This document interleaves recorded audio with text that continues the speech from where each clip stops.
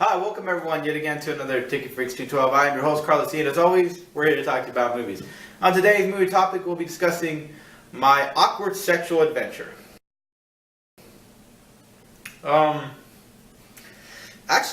This is a review that was actually given to me by my friend Coral. She recommended it to me. She told me, hey, why don't you see this film and you give me your honest opinion and feedback to it. And I said, okay.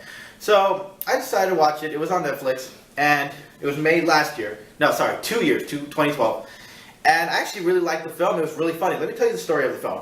The film is about this guy who gets his heart broken by this woman he's about to propose to. And she dumps him because he's not sexually good in bed. And she's pretty much led him on, or she just really knew that he was in love with her since the very beginning, but she never gave him a chance. She finally did out of probably sympathy, and after finding out that he wasn't a good lover, she gave up on him. She says, oh, I'm going to leave you. So you need to go. They were planning a trip, so he decided, okay, I guess I'm just going to go on this trip on my own. But he just kept denying to himself that he was going by himself, that she's going to come back to him. His friend Vic tries to help him as much as he can to get over her by trying to nail someone else.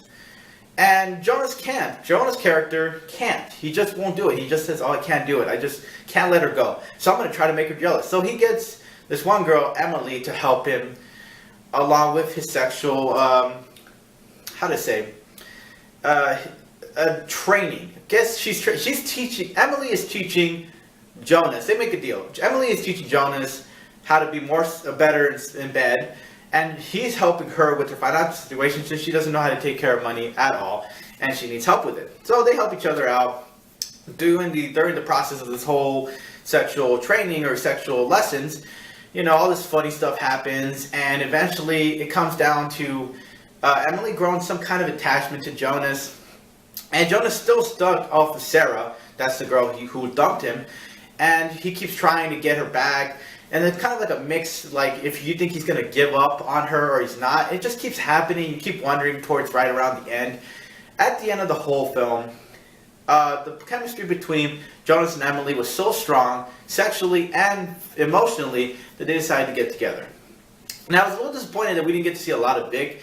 He just became a playboy, and all of a sudden, rapidly, he became, oh, I'm getting caught up with this girl, I fell in love with this woman, now I'm officially no longer a player, but she doesn't need to know I was a player in the first place. I was a little disappointed that we didn't get to see a lot of his story, though I did love the little twist around the end.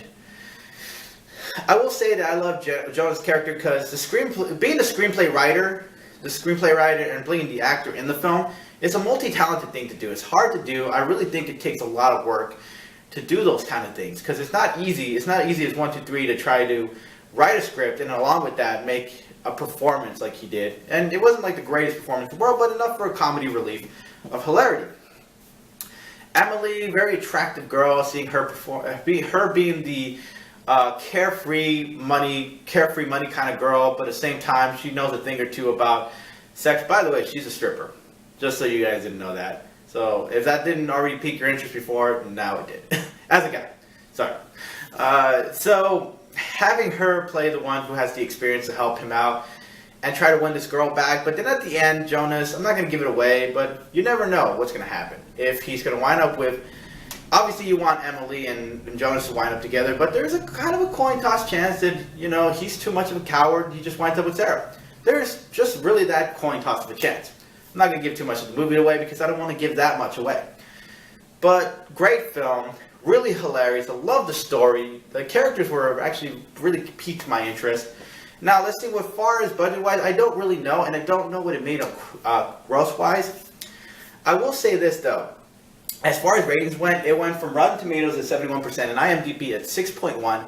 And for me, from 1 being bad to 5 being a must-see film, I'm rating it at a 4.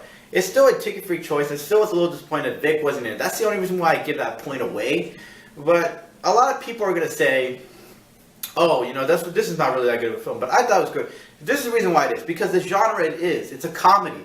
It's a comedy romance. It did have its romance. It did have its comedy. It wasn't disappointing. It was rather funny. It was an interesting story enough. And the characters were really intriguing. So I don't really have to give it a 3 because it really was enough for me to say it was a good comedy movie with a little bit of good romance.